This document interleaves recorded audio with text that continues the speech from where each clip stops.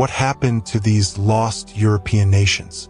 For centuries, the map of Europe has been a living, breathing canvas, constantly redrawn by the currents of history. Empires rise and fall. Kingdoms are forged in fire and crumble to dust. But what about the nations that simply vanished? Not just conquered, but erased from modern atlases. Their names now whispered only by historians. Their flags folded away for good. These aren't mythical lands. They were real countries with real people, real governments, and often vibrant cultures. Yet they are gone. Absorbed, fragmented, or simply dissolved. Their stories serve as powerful reminders that national existence is often a fragile thing, shaped by forces far beyond the control of their citizens. Join us as we uncover the fates of Europe's lost nations and ask, what truly happened to them? From the mighty empires of antiquity to the modern nation-states of today, the concept of a country has always been fluid. But nowhere is this more evident than on the continent of Europe, a crucible of shifting allegiances, ideological clashes, and territorial ambitions. Today, we take our modern map for granted, a seemingly stable mosaic of nations. Yet, beneath this veneer of permanence lies a history littered with the ghosts of states that once held sway. Their disappearance wasn't always violent. Sometimes it was a peaceful, if poignant, agreement. Other times it was the brutal reality of conquest or the slow erosion of identity. These lost nations offer invaluable lessons about geopolitics, the fragility of borders, and the enduring power of national identity even after a state ceases to exist. They remind us that what seems immutable today might tomorrow be merely a historical footnote. We'll explore diverse examples, from medieval duchies swallowed by larger powers, to 20th century states that simply chose to part ways or were dissolved by the tides of war. Let's journey into the past to understand the forces that shaped and ultimately unmade these fascinating European nations. The Duchy of Burgundy, the almost kingdom.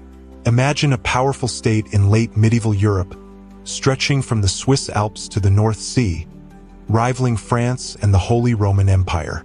This was the Duchy of Burgundy, a territory so wealthy and culturally rich that it often felt more like a kingdom in its own right than a mere duchy.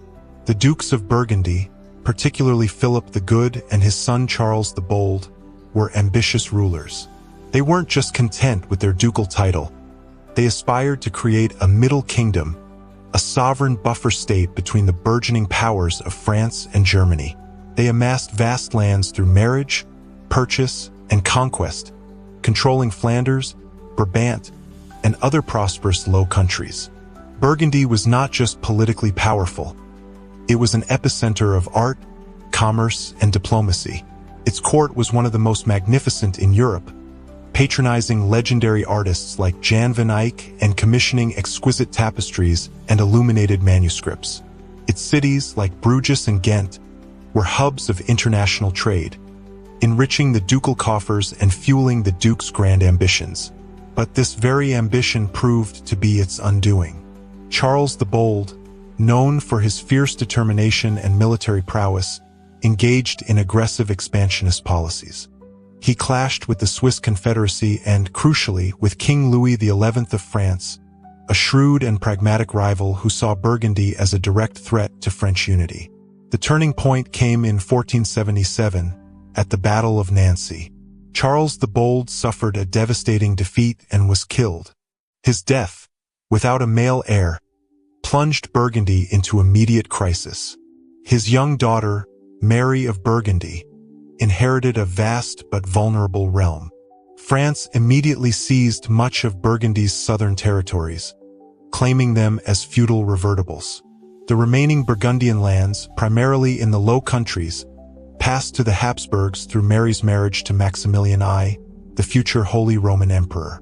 This pivotal marriage secured the Habsburgs' future power but effectively sealed Burgundy's fate as an independent political entity. The Duchy of Burgundy, once a burgeoning kingdom in waiting, was carved up between two rising European powers. Its vibrant culture and immense wealth were absorbed, its unique political identity lost, destined to become a historical memory. The dream of a powerful Middle Kingdom dissolved, leaving its legacy scattered across modern-day France, Belgium, Luxembourg, and the Netherlands. The Republic of Ragusa, the resilient maritime republic. Along the glittering Adriatic coast, nestled against imposing mountains, stood a tiny but immensely powerful maritime republic. Ragusa, known today as Dubrovnik. For centuries, this city-state performed an extraordinary balancing act, maintaining its independence amidst far larger and more aggressive empires. Founded as a Byzantine settlement, Ragusa evolved into a fiercely independent republic by the 14th century. Unlike its powerful maritime rivals like Venice, it couldn't rely on military might. Instead, Ragusa thrived through shrewd diplomacy, sophisticated trade, and a commitment to neutrality. It paid tribute to various powers, first Venice, then the Ottoman Empire, to ensure its autonomy and safeguard its lucrative trade networks. Ragusa's strategic location made it a crucial intermediary between East and West, connecting the Ottoman interior with European markets. Its ships sailed under a neutral flag, carrying goods from the Balkans, Venice, and beyond. This economic prowess fueled a golden age of culture, architecture, and science, making Ragusa a beacon of prosperity and learning. Its governance was unique, a complex system of councils dominated by the nobility, carefully designed to prevent the rise of a single dictator and ensure stability. It abolished slavery in the 15th century, centuries before many European powers, and fostered a strong tradition of humanism and artistic achievement. But even the most masterful diplomacy has its limits when confronted by overwhelming force. The seismic shifts of the Napoleonic Wars in the early 19th century proved to be Ragusa's undoing. Napoleon, in his relentless pursuit of strategic advantage and the disruption of British trade, saw Ragusa's neutrality as an obstacle. In 1806, French troops entered Ragusa, ostensibly to defend it from Russian and Montenegrin forces, but in reality to control its strategic harbor. 2 years later, in 1808, Napoleon's Marshal Marmont formally abolished the Republic of Ragusa, annexing it into his client state, the Napoleonic Kingdom of Italy, and later into the Illyrian provinces. After Napoleon's defeat, the Congress of Vienna in 1815, seeking to restore order, did not resurrect the independent republic. Instead, its territories were absorbed into the Habsburg monarchy, eventually becoming part of Austrian Dalmatia. The city's inhabitants, accustomed to centuries of republican self-rule, found themselves under the yoke of a distant empire. The Republic of Ragusa, a testament to resilience and diplomatic genius, vanished from the map, a victim of the grand geopolitical chess game of the Napoleonic era. Though its spirit lives on in the magnificent city of Dubrovnik, its independent nationhood became a cherished memory, a symbol of what ingenuity could achieve and what overwhelming power could destroy. Czechoslovakia, the peaceful divorce. Not all lost nations succumb to conquest. Some, incredibly, choose to disappear. Our next case study takes us to the 20th century, to a nation born from the ashes of empire, and later dissolved through a remarkable act of peaceful separation. Czechoslovakia. Czechoslovakia was created in 1918 from the remnants of the Austro-Hungarian Empire, bringing together Czechs and Slovaks, two distinct but related Slavic peoples. It emerged as a vibrant, democratic state in interwar Europe, industrialized and culturally rich. It stood as a beacon of democracy in a region increasingly succumbing to authoritarianism. Despite periods of repression, a distinct national identity persisted. The 1968 Prague Spring, an attempt at liberal reforms, was brutally crushed by Soviet tanks, highlighting the limits of its sovereignty. But the seeds of change had been sown. The true turning point came with the fall of the Berlin Wall and the collapse of communism in 1989. The Velvet Revolution saw Czechoslovakia peacefully overthrow its communist regime. With newfound freedom, however, came renewed questions about national identity.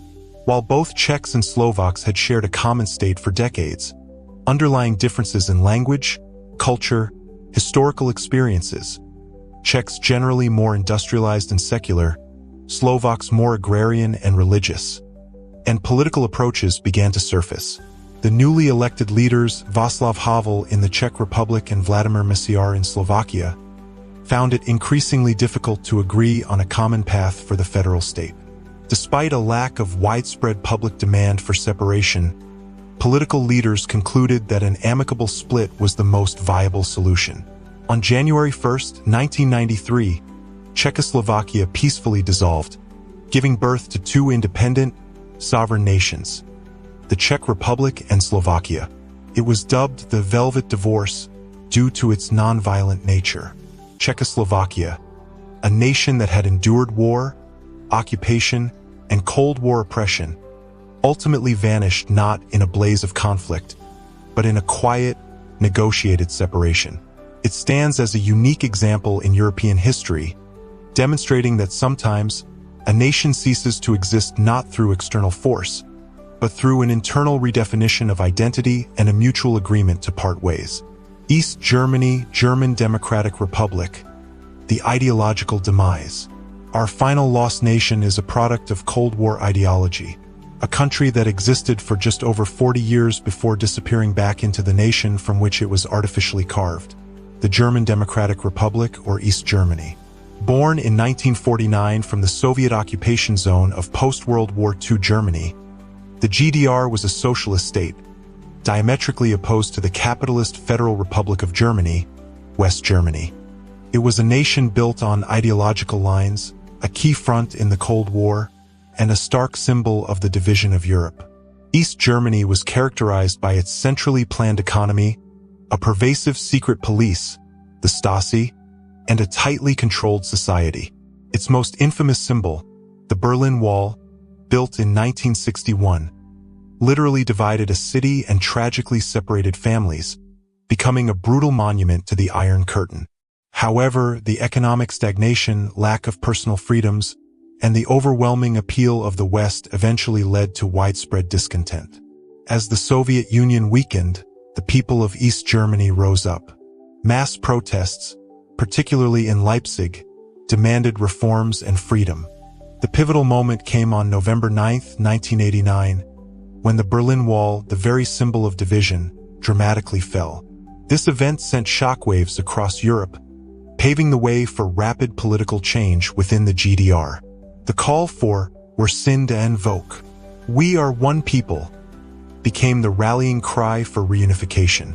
Within less than a year, on October 3, 1990, the German Democratic Republic formally dissolved and was incorporated into the Federal Republic of Germany.